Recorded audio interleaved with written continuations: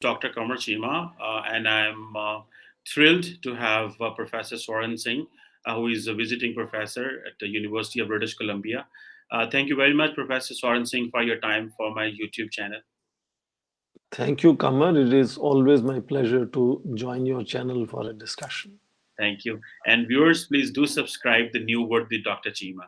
So, Professor Soren Singh, you just have written a blog, and I really wanted that we should have a conversation. The blog you wrote at the Jawaharlal Nehru University School of International Studies. Before talking that what you have written in that blog on that is on the West Asian Core, I want to speak with you generally initially on the Indian foreign policy. So, Professor, what do you think that what are the determinants of Indian foreign policy? And you can explain us with the historical context so that we can understand that are the determinants changing, or India still stands on the determinants which it had back in 1947. So please, yes. Thank you, Kamar, for inviting me for this discussion. And let me say, foreign policy of any country, whether it is India or Pakistan or any other country, is usually guided by what is called national interest, or sometimes it is called reasons of state. Uh, that is guided by certain enduring, continuing factors, but also some more recent or immediate drivers that determine how a country or the leadership in that country decides what is that national interest that foreign policy is trying to advocate or achieve. Very clearly, given the fact, as you alluded to, India being an ancient civilization, and there are influences that have been enduring over millennia, and they often influence the mindset or the priorities of India's leadership, and that would show how India behaves with the other countries, both in the immediate neighborhood, extended neighborhood, and the larger world in that sense. And one central axiom, which is very often utilized in discussing foreign policy, looking from civilizational and cultural perspective, which is, as I said, is enduring element, is an expression called Vasudeva Kutumbakam, that in Indian civilizational narratives, it was always highlighted that Indian, sages, great kings, emperors, always looked at world as one family, and then in that family, India is located, and India had to constantly engage with this outside world, not shy away from engaging with the outside world. Now, a quick example of that could be how uh, despite being embroiled with very, very difficult challenges after independence, you would remember the chaos of partition, the whole deindustrialization of India during colonial period, and poverty, backwardness, illiteracy, disease. Despite all these very, very uphill challenges for the new leadership, Indian leadership from the very beginning was engaged with the region and with international affairs very, very seriously. To give you one or two quick examples, could be how India, even while it was still a colony and it was in process of gradual and peaceful transfer of power, became founding member of United Nations, even when it was not an independent country, or it organized something called Asian Relations Conference to push for decolonization before its independence. So the connect that India civilizationally and therefore India's leadership that was participating in liberation movement or freedom struggle uh, felt that they have to constantly be engaged with other colonized societies of Asia, developed countries like, for example, Commonwealth or the United Nations. So that is something which is very enduring, which pushes India to be constantly engaged with outside world, and that guides India's foreign policy. In fact, India is among very few countries where the constitution itself has an article that says that Indian successive leaderships would be working for world peace. Now, second very closely enduring element that guides foreign policy is the influence of culture and religion. Whether it is Buddhism or Jainism or Hinduism, most of them have prescribed what is called golden mean, the middle path. So, Indian foreign policy has avoided taking extremes of either to one side or the other. And in foreign policy, this is reflected by something called non alignment. And non alignment means that India did not want to be part and parcel of military alliances, either those led by United States or those led by Soviet Union at that time. And that policy was the prominent guiding principle of India's foreign engagements during Cold War, particularly. At end of Cold War, India moved from non-alignment to multi-alignments. And that was partly also guided by the fact that India began to emerge and be seen as an emerging country. So that has seen India moving slightly away from least developed countries, non-alignment or group of 77 to now engaging much more with emerging economies, middle powers. And that pushed India's foreign policy more or less still staying within the bandwidth of non-alignment, but now calling it multi-alignment, meaning aligning with as many countries in as many sectors, in as many partnerships as possible. And Middle East, since I'm speaking to a channel from Pakistan, Middle East is a good example where India is very close today to Iran, to UAE, to Saudi Arabia, to Israel. Everyone, countries that don't really see eye to eye with each other, are all friendly to India today. And therefore, the article you mentioned that I published recently in Asia Times is about how India is now part of the second quad or quadrilateral. The first one, of course, is in Asia Pacific or Indo Pacific, which is US, Australia, Japan, India. Now, in Middle East also, UAE and Israel have joined India and USA to make another quadrilateral. So, this is how the enduring factors have influenced, and very quickly, uh, more immediate factors also influence the relationship. So, as I just mentioned, India sees itself as an emerging economy, emerging country. Its relationship with major powers has become very different compared to how it was earlier. And economics has become the focus of India's foreign policy. Likewise, for example, it has found a lot of difficulties in its immediate neighborhood. So, India has focused much more on East, which means engaging BIMSTEC in Bay of Bengal or engaging ASEAN in Act East policy, or going beyond to the Indo-Pacific and Act Far East policy, going all the way to Vladivostok, engaging Eurasia. So looking at immediate factors again, it influences that India is now looking much more to the east from 1990s. And of course, more recently, if you look at the current regime in power in India, it has tried to reconnect with the outside world using very important two linkages of Indian diaspora or Indian culture and religion. So, Indian Prime Minister, when he's traveling abroad, you see him addressing Indian diaspora community all the time, using them as a connect with those countries that he's visiting. So, there are recent factors, there are immediate factors, and there are enduring factors that together push India into conducting itself in regional and global stage. And a last point I think is important to underline how India's foreign policy has constantly valued making contributions to building peace much more than building prosperity. Prosperity is important, but for India's foreign policy, peace is still much more important, which has guided India's foreign policy engagement around the world. And I think that is briefly what I think is could be described as the guiding principles of India's foreign policy. But Professor, just where you just left your argument, that is about peace. What do you think that what is India's contribution for peace in South Asia? Because India has gone nuclear. India has been the largest arms importer, and India has basically set the tone for the region for this armament.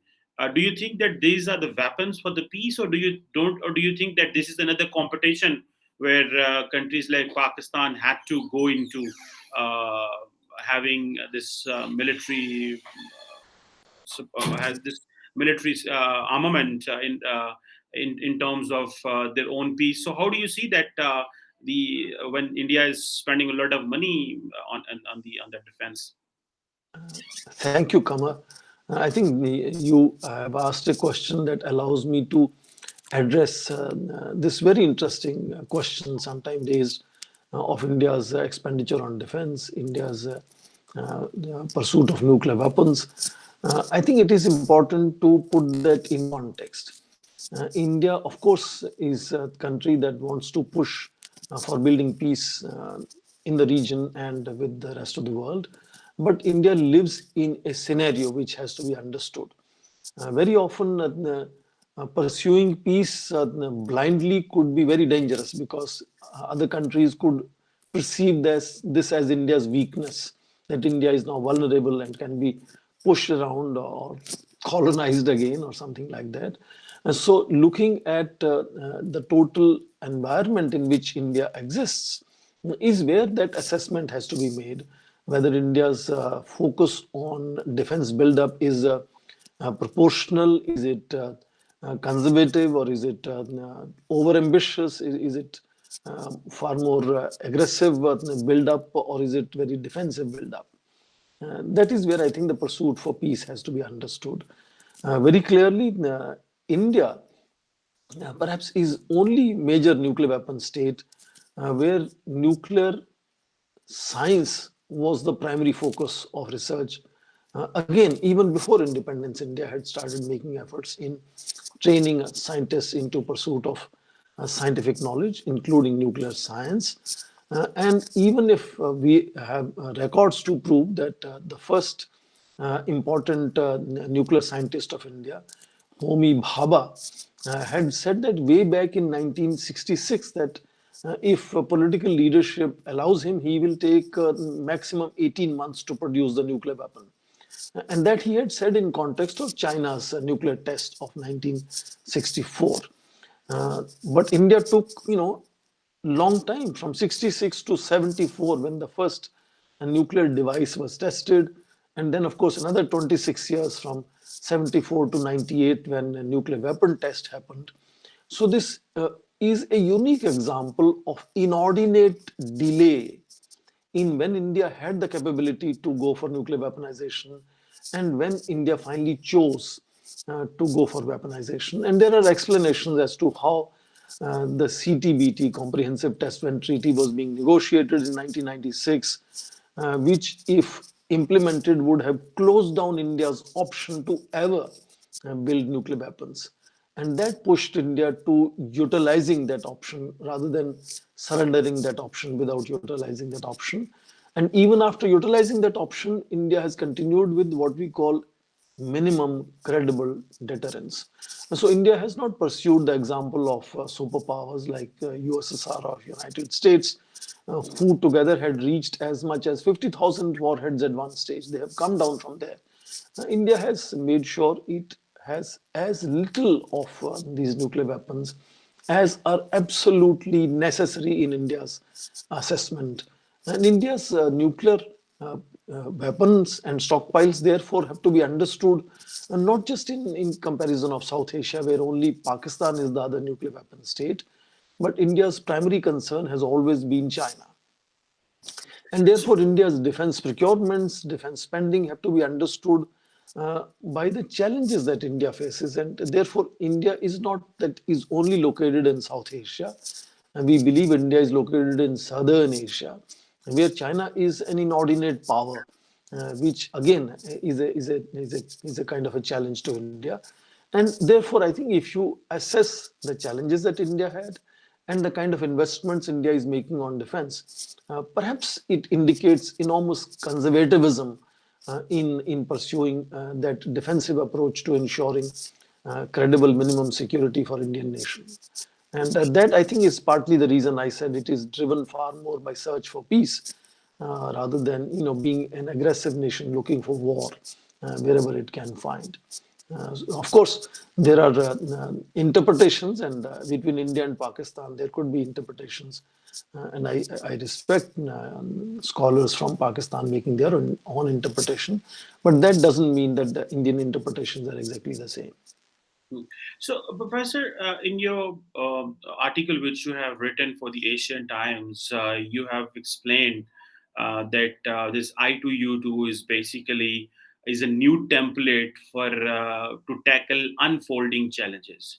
So, what do you believe are basically the challenges which this I2U2 can tackle? Or India, being a South Asian country, is being made a Middle Eastern power, or so please just explain us in this reference to the context. What do you mean by the challenges and how India became a South Asian power, became a Middle Eastern power?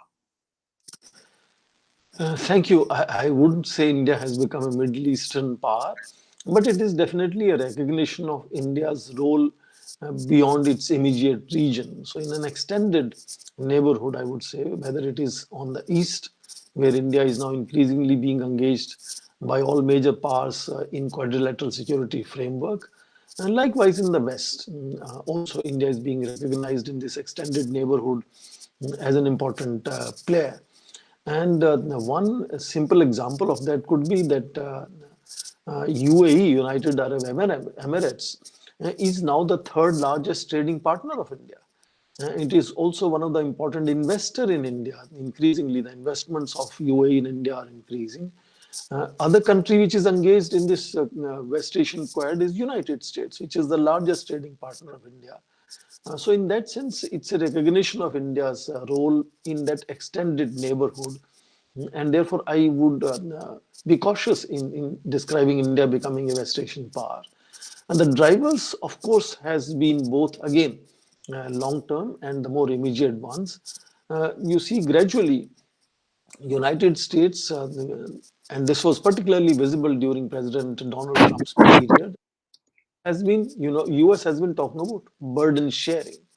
US believes that its defense budget, which hovers around $700 billion, is bigger than the next 10 countries combined, is inordinate burden on United States to behave like a world policeman, and it wants its allies and its friends to also contribute to that kind of burden sharing. And that understanding on burden sharing has meant that it has gradually tried to uh, reduce its presence, reduce its responsibilities in the Middle East region. We remember during 1990s at the peak of Persian Gulf War, and American presence was enormous, about 100,000 soldiers at one point in time. It has come down really much, much smaller now. And therefore, it is looking for uh, finding non-military solutions, which means focusing on dialogue, on economic partnerships, and using those templates to find stability in the Middle East, or negotiations like the Iran nuclear deal, for example, as a template. Now, the template of Quad is also driven by more immediate factors, as I mentioned, which is where the pandemic period of last 2.5 years is very important, and India's credibility as pharmacy of the world, both in supplying vaccines when vaccines became available, but even before vaccines were discovered, supplying certain amount of cure to the pandemic coronavirus disease. India's paracetamol or India's hydroxychloroquine was going to 75 plus countries, in many of these countries as gifts. So that role of India during pandemic period is also something which is appreciated, and many of the Middle East countries also received those medicines and are receiving vaccines from India in that sense. So it's not a security provider role, but it's a kind of a welfare and soft power driven role that India has. And of course, more recently, Ukraine crisis also, which has created enormous food security and energy security crisis. India is an energy deficit country, and some of the Middle East countries are dependent on imports of food. And India, during this Ukraine crisis, has also begun to be seen as an important food exporter. I think about $40 billion of food exports total. In that sense, UAE and other Middle East countries see there's a complementarity with India. In working together, they can ensure India's energy security. India can contribute to ensuring their food security. And in that kind of focus is where this uh, I2U2, which is India, Israel, UAE, and USA, did their first summit meeting to see if this template can bring stability and peace in the Middle East, where India and USA would together contribute to that kind of a template, which is a reflection of the Quad in the Indo-Pacific. But of course, they are also different in that sense. So to briefly close my comment on this question, I think it's a recognition of India's role beyond its immediate region, which I think is how India has been invited to be part of West Asian Quad.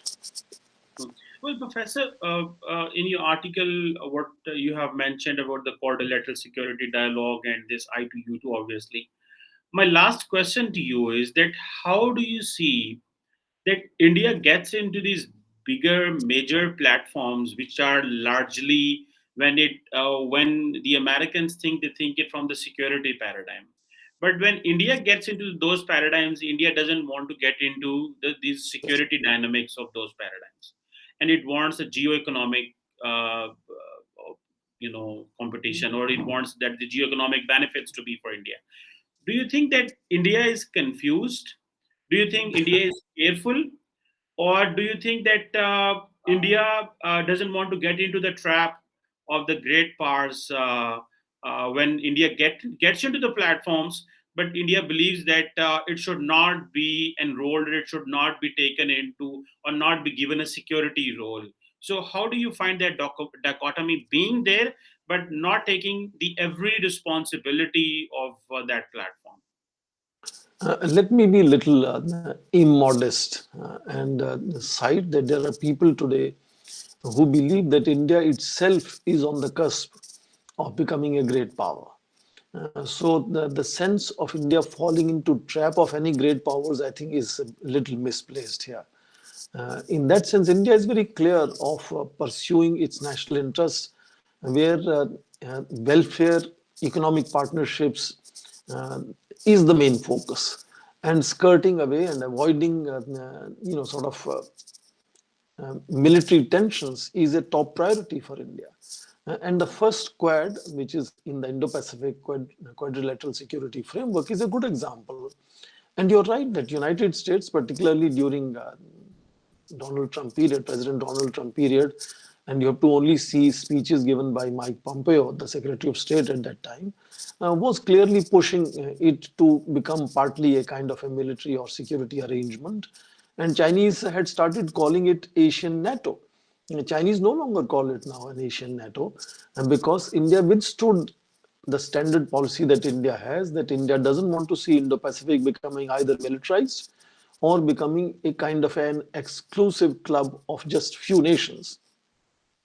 And India withstood that, leading finally for United States to outsource the security element to AUKUS, creating another trilateral of Australia, US, UK, which will look after the security element. India is okay to look after non-traditional security areas, including issues like terrorism, climate change, trafficking. These are areas where India is happy to connect, but not in conventional sort of military security focus. And I think that is also clearly visible in the West Asian Quad, where I understand